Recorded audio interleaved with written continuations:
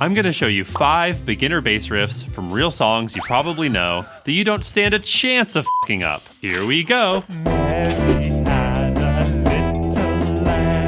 Okay, I'm screwing with you. These 5 riffs will be easy, but from non-boring songs. But you're not just gonna walk away with some stupid tabs you learned mindlessly. I'll show you how to use these riffs to build up your bass skills, so by the end, you'll have better fretting, plucking, and rhythm. And Mary will not have a little lamb, because the first problem you'll face out in the wild is finding the right first song. Pick one that's too hard, and you'll get discouraged and feel like a loser. Pick one that's too easy and lame, and you also feel like a loser. Luckily, I've found you riff number 1, which is in the sweet spot between easy and badass. It's the chorus riff from I Love Rock and Roll by Joan Jett.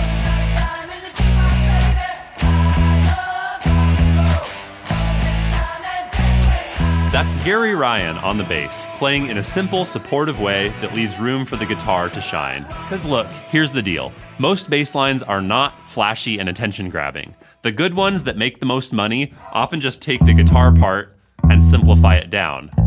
Cause if you played all the fancy guitar stuff on this song, you'd be distracting from Joan Jett's majesty and probably get fired. So to play this like a currently employed bassist, you just need to hit these big beefy root notes and leave lots of space. This riff is great practice for your alternating plucking technique because you can pluck index middle, get a wee rest, and then hit it again. And the fretting is simple, pinky or ring on the 7th fret notes and index on the 5th. Just watch out for that final bar, which only has 3 beats. That sounds weird in the abstract, but it follows the vocals. Let's rock and roll. 1, 2, 3, 4.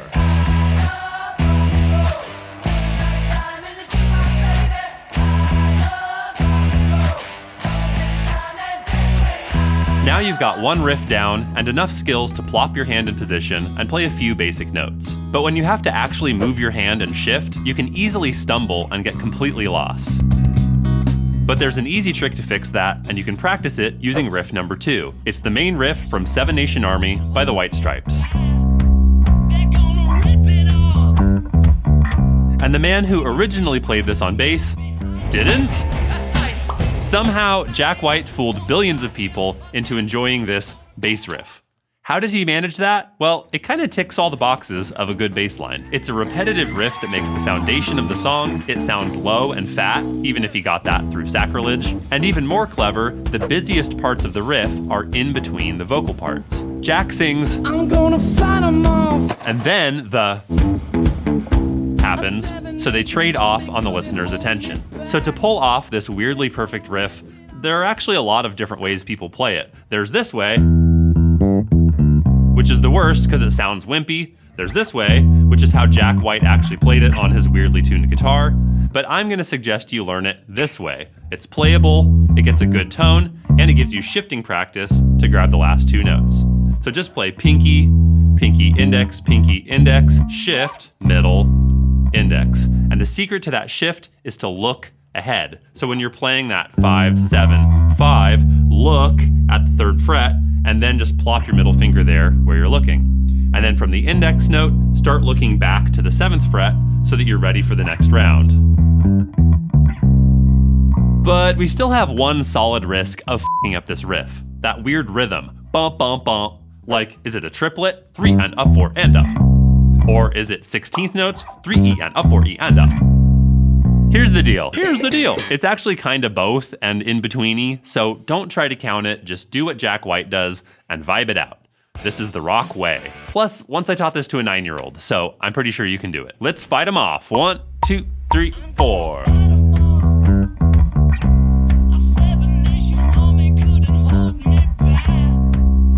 With just 2 riffs down, you've already put solid practice into your fretting, plucking, and rhythm. And if you want to see what's possible with a full-on music-based approach to learning, you should check out my Beginner to Badass course. Literally every single lesson is built around playing music together. So while I sneakily teach you the fundamentals of bass technique and theory, you just get to show up and learn fun riffs every day. Click the link below or check it out at bassbuzz.com. Or ignore this pitch and keep watching the video. That's also cool. Cause now you can play a couple riffs, But playing the same short chunk of a song ad nauseum gets kind of boring, and most full songs take way too long to learn early on. But riff number 3 is here to save the day. It's short, easy to learn, and you can actually play it through the whole song. It's the killin' vibes of Something in the Way by Nirvana.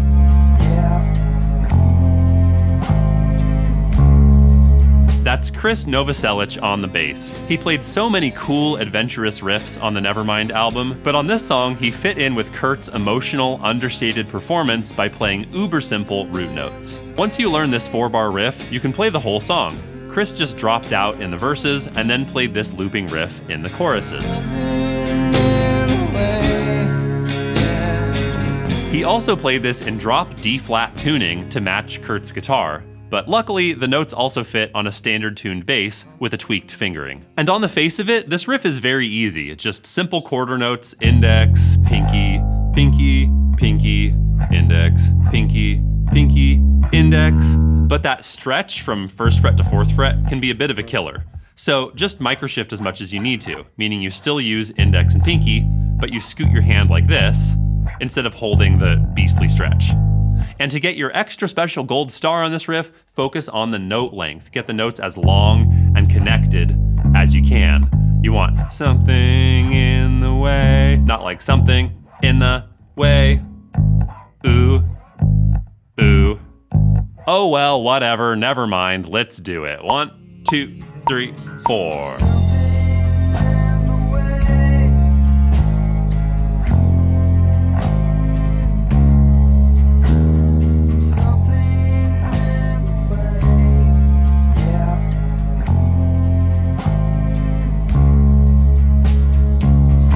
This song is super doable to play all the way through, partly because of the long rests you get to take during the verses. But most songs don't give you that luxury, and you might be able to last for 4 bars, but after 4 minutes, your hands slow down and burn out. So I'm super psyched to show you riff number 4 because it'll build your endurance for long songs and harder bass lines. And this song is just timelessly good. It's the classic chorus riff from the Irish national anthem, Zombie by the Cranberries.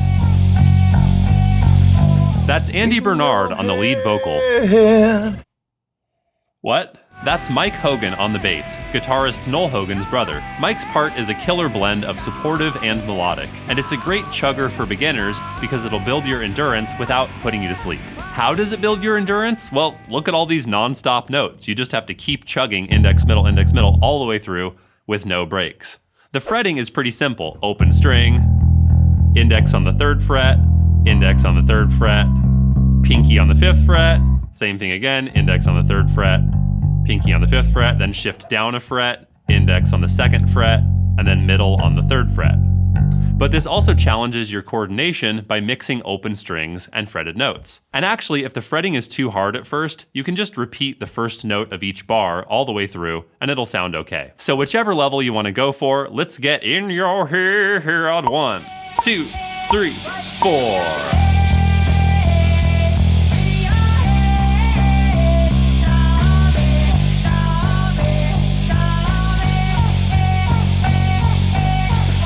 Nail this, and you should have the strength to nail some more full songs. Yay, but a lot of iconic songs have something in common. They've got complex rhythms that trip you up and make you sound like shit. But I'll show you a little hack with our final riff number 5 that'll get you through tough rhythms before you know all the theory. Clinch this one and you can take home the didn't even f up any riffs trophy, which is very real and sitting right over there off screen. Think you can do it? I don't mean to put you under too much pressure. I'm so sorry. Yes, it's the signature intro riff from Under Pressure by Queen and David Bowie.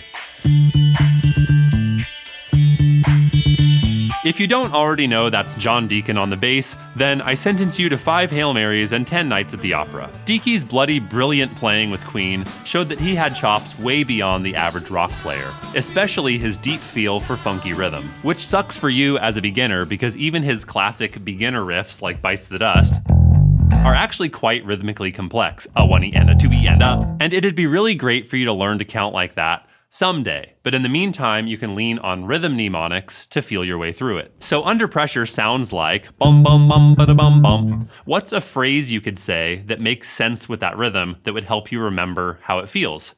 As a guy with a banana on his arm, I might go with apple, pineapple, mango, apple, pineapple, mango. Feel free to create your own if you're restricting your carbohydrate intake. To fret this, you can use your index finger to finger roll, a technique I teach in depth in Beginner to Badass, or you can do like index and middle, whatever feels easy. And on the plucking side, just anything that gets you the notes in time is fine. All right, Scaramouche, let's do the fandango. 1, 2, 3, 4.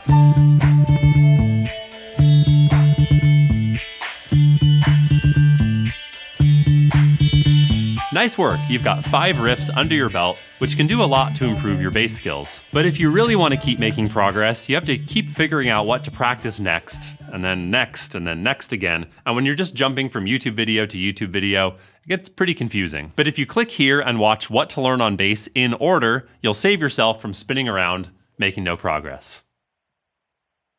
All right, one last time, here we go. 1, 2, 3, 4.